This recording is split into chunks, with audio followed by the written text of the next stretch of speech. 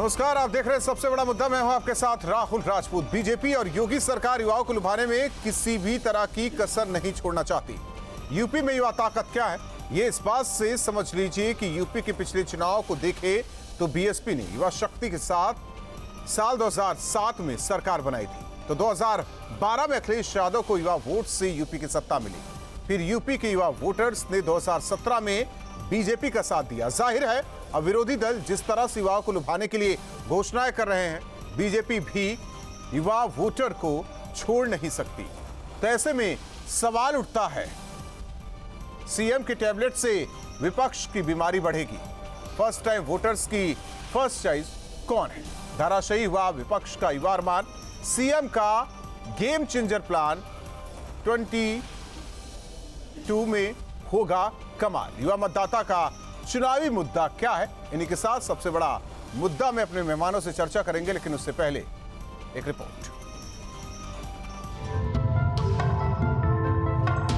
देश के इतिहास में पहली बार हो रहा है जब इतनी बड़ी संख्या में युवाओं को फ्री मोबाइल और टैबलेट दिए जा रहे हैं। अब सवाल ये कि युवाओं पर इतना फोकस क्यों?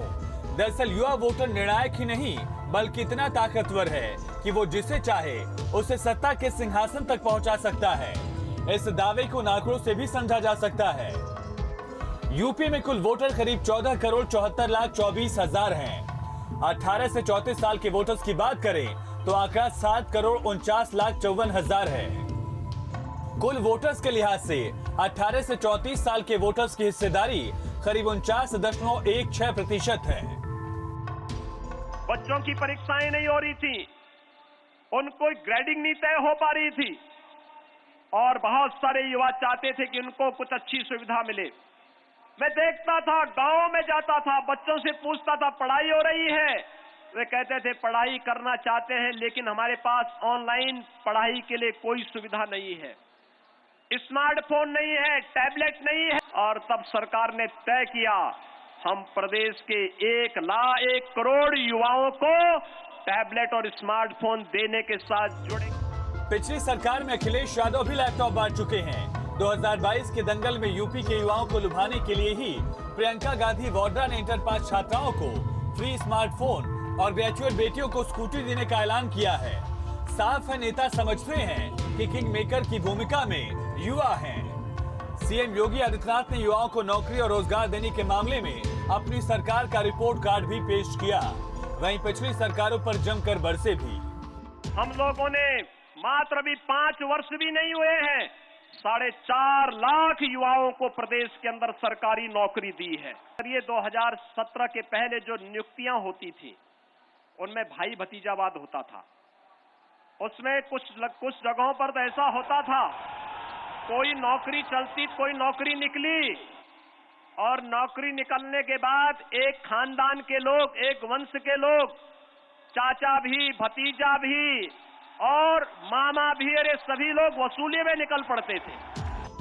विरोधियों को उन्हीं की दांव से पटखनी देते हुए बीजेपी सरकार ने युवाओं के लिए भारी भरकम घोषणाएं कर दी हैं। बीजेपी को अच्छी तरह से पता है कि युवा मतदाता यूपी की राजनीति में क्या रोल निभा सकता है।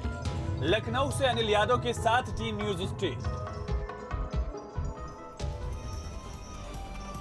और सबसे बड़ा मुद्दा में हमारे साथ मेहमान जुड़े हुए हैं समीर सिंह जी, प्रवक्ता बीजेपी, अंशु अवस्थी जी, प्रवक्ता कांग्रेस, अनुराग भदौरिया जी, प्रवक्ता समाजवादी पार्टी। समीर सिंह जी, क्या लगता है कि 2022 में एक बार फिर बीजेपी की सरकार यही युवा बनाएंगे? लेकिन टाइमिंग पर भी सवाल उठेगा कि विपक्ष जिस तरीके से पहले कहता रहा कि संकल्प पत्र में जो वादे किए वो अब जाकर निभाए जा रहे हैं युवाओं के साथ। महिलाओं को साधने की कोशिश हुई, अब युवाओं को साधने की कोशिश हो रही है। नहीं, देखिए धर्मराज जी, हम पहले दिन से ही युवाओं के लिए, महिलाओं के लिए, किसानों के लिए और आम आदमी के लिए उत्तर प्रदेश की सरकार काम कर रही है। आप देखिए 2017 में योगी आदित्यनाथ जी उत्तर प्रदेश के मुख्यमंत्री बने। उन्होंने कहा कि 0 टॉलरेंस भ्रष्टाचार और अपराध पर रहेगा। उन्होंने उसको कायम किया। हमने सबसे ज्यादा 4.5 लाख सरकारी नौकरियां नौजवानों को देने का काम किया, पारदर्शी तरीके से, बिना भ्रष्टाचार। हमने कहा था कि हम लैपटॉप और टैबलेट देंगे, हम स्मार्टफोन देंगे। हम उन नौजवानों को दे रहे हैं जिनके जीवन में ये स्मार्टफोन परिवर्तन लाएगा। हमने कहा था कि हम उत्तर प्रदेश के अंदर गुंडा राज खत्म करेंगे। योगी जी ने गुंडा राज को खत्म किया। आज अपराधी बैसाखी से चल रहे हैं, व्हील चेयर पर चल रहे हैं। जो कल रॉबिन हुड की तरह चलते थे, आज वो जमीन पे रेंग रहे हैं। अनुराग भदौरिया जी से सवाल करें, लेकिन उससे पहले एक छोटा सा सवाल ये भी है कि पिछली सरकार ने तो लैपटॉप भी दिया था, लेकिन हुआ क्या? नहीं, देखिए, पिछली सरकार ने लैपटॉप में भ्रष्टाचार किया था, उन्होंने लैपटॉप दिया नहीं था। उन्होंने जितने भी भ्रष्टाचार किए थे, आज देखिए समाजवादी पार्टी ने इत्र लॉन्च किया भ्रष्टाचार का। आज कानपुर के अंदर और कन्नौज के अंदर पैसे गिने जा रहे हैं मशीन से, कर्मचारी गिनते गिनते थक जा रहे हैं। वो ठीक है अनुराग जी, बीजेपी का साफ तौर पर कहना है कि जो पहली बार मतदाता युवा बनेगा वो हमारा ही है, और हमने आखिर में 4.5 साल बाद युवाओं से जो वादा किया था वो निभाया है। अभी मैं मुख्यमंत्री जी की भाषण सुन रहा था आपके माध्यम से। कह रहे थे कि जब मैं गांव में गया, मैंने देखा कि यहाँ पे लोग, बच्चों के पास नहीं है कि नेट से पढ़ पाए। अरे भले आदमी, 1 महीना पहले गए क्या? 5 साल पहले चले जाते तो शायद आपको 5 साल पहले पता चल जाता। अभी 1 महीना पहले आप अब गांव में जाना आपने शुरू किया, हेलीकॉप्टर आपने 1 महीना पहले निकाला। इसका मतलब 4.5 साल तक आप सो रहे थे। यही तो भारतीय जनता पार्टी की दिक्कत है कि 4.5 साल तक, 5 साल तक उत्तर प्रदेश में कुछ किया ही नहीं। और जहां तक अभी हमारे साथी बीजेपी के प्रवक्ता कह रहे थे कि नोट गिने जा रहे हैं, भैया ये बीजेपी के नोट हैं। आपने तो कहा था नोटबंदी में नोट तो सब, काले धन तो खत्म हो गया था। विधान परिषद में नहीं जाते। हर नोट पे लिखा था कि काला धन है, जनता के नेता है, बीजेपी का है। बीजेपी का काला धन है जो खत्म करने की भ्रष्टाचार के इत्र को उत्तर प्रदेश की जनता ने देख लिया। उसकी महत्व, भारतीय जनता पार्टी जो इत्र आपके नेता अखिलेश यादव ने लॉन्च किया था, वो कितना भ्रष्टाचार था उस इत्र में, महक में, से पकड़ा जा रहा है। कानपुर से पूरे उत्तर प्रदेश की जनता देख रही है। भदौरिया जी, कहने को कुछ नहीं है आपके पास। 5 साल भ्रष्टाचार की भेंट चढ़ाया था आपने। तो चिल्लाने लगे। नौजवानों के रोजगार को बेचा था आपने। 5 साल में जो किसानों के शुगर मिल को बेचा आपने। उत्तर प्रदेश के नौजवानों को भ्रष्टाचार की भेंट चढ़ा दिया आपने। घोटाले का वो सारा पैसा आज पकड़ा गया है आपका। आपके पास चेहरा छुपाने के अलावा और कुछ नहीं है। उस पर उत्तर प्रदेश के अंशु अवस्थी जी, बीजेपी का कहना है कि यूथ वोटर्स उनके साथ हैं, समाजवादी पार्टी का कहना है कि उनके साथ हैं। हालांकि प्रियंका ने भी घोषणा की है कि अगर कांग्रेस की सरकार बनती है तो स्कूटी से लेकर स्मार्टफोन तक की उन्होंने वादा निभाने की बात कही है। लेकिन जब वादा निभाने से पहले घोषणाओं की बात होती है तो फिर यह होता है कि जहां कांग्रेस की सरकार है वहां अगर कर देती कांग्रेस पार्टी की सरकार तो हम एक बार भरोसा कर लेते। तो भरोसा कैसे इन युवाओं को कांग्रेस पर? देखिए राहुल जी, उत्तर प्रदेश में भारतीय जनता पार्टी ने बड़े बड़े वादे नौजवानों से किए थे। 70 लाख नौकरियों की बात कही थी। ये इनका घोषणा पत्र मेरे पास ही में रखा हुआ है। पेज नंबर 7 पर इन्होंने कहा था कि अब 70 लाख नौकरियां देंगे, और आज 4.5 साल हो गए, 5 साल होने जा रहे हैं, प्रदेश के नौजवान को एक भी नौकरी नहीं मिली। ये है मेरे पास घोषणा पत्र। और उसके अगले पन्ने पर इन्होंने लिखा था कि प्रत्येक युवा को बिना जाति और धर्म के इतना भी झूठ मत बोलो ना। दाखिला लेने पर उत्तर प्रदेश में लोगों को नौकरियां भी मिली और ये लोगों झूठ को बोलने वाले रोजगार भी भारतीय मिले। जनता पार्टी के लोग इनका चरित्र बेनकाब हो चुका है। उत्तर प्रदेश में भाजपा हर मोर्चे पर जब विफल है तो ये सिर्फ और सिर्फ झुंझुना पकड़ा रहे हैं।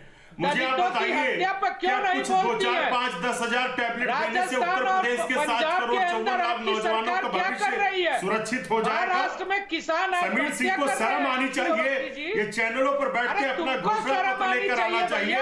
बेशर्मों की तरीके से चैनलों पर बैठ के बात करते हैं। ये भाजपा के लोगों का नौजवान विरोधी चेहरा। रोजगार भी दिया उत्तर प्रदेश में इन्होंने वादा किया था कि अनुदेशक शिक्षा मंत्री का मानदेय बढ़ाएंगे। कांग्रेस पार्टी ने प्रतिज्ञा की है कि हम उत्तर प्रदेश में हमने कोई वादा नहीं किया, कोई घोषणा नहीं की, हमने प्रतिज्ञा की है। प्रतिज्ञा उत्तर प्रदेश में जो भाजपा सरकार ने नौजवानों को धोखा देने का काम किया है, प्रदेश का जनमानस और प्रदेश का युवा इनको सत्ता से बाहर करने का मन बना चुका है। मैं आपको बताऊं, उत्तर प्रदेश की नारी शक्ति का जितना अपमान बीजेपी सरकार ने किया वो किसी से छिपा हुआ नहीं।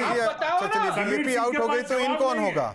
क्योंकि अगर युवा बीजेपी को आउट कर दिए तो इन कौन होगा? सवाल करते हैं और इनका जो ये घोषणा पत्र उस पर ये बात क्यों नहीं करते? इन्होंने कहा था हम 70 लाख नौकरियां देंगे, इन्होंने धोखलेबाजी की है नौजवानों से। प्रियंका वाड्रा 40% आरक्षण की बात करती है। राजस्थान में कितने एक चीज अंशु अवस्थी जी, एक चीज ये बता दीजिए, राष्ट्रीय अध्यक्ष है छोटा भीम। देखिए, जब छोटा भीम यहाँ आकर बड़ी बड़ी बातें करता है राष्ट्रीय अध्यक्ष। जब युवा जिस भी पार्टी के साथ गए सरकार बनी, कांग्रेस को क्या लगता है?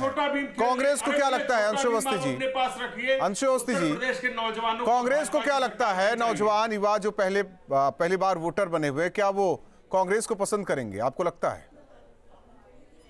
राहुल जी देखिए, नौजवान जो युवा वोटर बने हैं 18 से 34 साल के 7 करोड़ 54 लाख लोग, सबसे ज्यादा रोजगार की उनको लेकर चिंता है। कांग्रेस पार्टी की उन्होंने देखी है कि 4.5 साल में भाजपा सरकार के जो रोजगार को लेकर सवाल खड़े किए हैं वो उत्तर प्रदेश कांग्रेस ने किए, आदरणीय प्रियंका गांधी जी ने किए। हमने प्रतिज्ञाएं की हैं, अखिलेश यादव भी वादा और घोषणा नहीं किया। केवल प्रियंका नहीं, अखिलेश ने भी किया है कि हम 20 लाख नौकरियां सरकारी देंगे और उत्तर प्रदेश में जो युवा है वो सभी सरकारों को देख चुका है, वो अब कांग्रेस की तरफ वोट करने जा रहा है, क्योंकि जाति और धर्म की राजनीति युवा को नहीं चाहिए। सभी में समाजवादी पार्टी भी आती है। छोटा सा कमेंट 30 सेकंड में अनुराग भदौरिया जी। सरकार ने 17 से ज्यादा पेपर लीक किए, 17 पेपर लीक कर दिए। कोई भी ऐसा पेपर नहीं है जो लीक न किया। जो अंशु अवस्थी जी कह रहे हैं कि इससे पहले की सरकारें रही, कुछ युवाओं के लिए नहीं हुआ, पिछली सरकारें जितनी भी रही उसमें समाजवादी पार्टी का भी नाम है। ठीक, देखिए अभी भारतीय जनता पार्टी की सरकार है और 5 साल से भारतीय जनता पार्टी सरकार ने कुछ नहीं किया।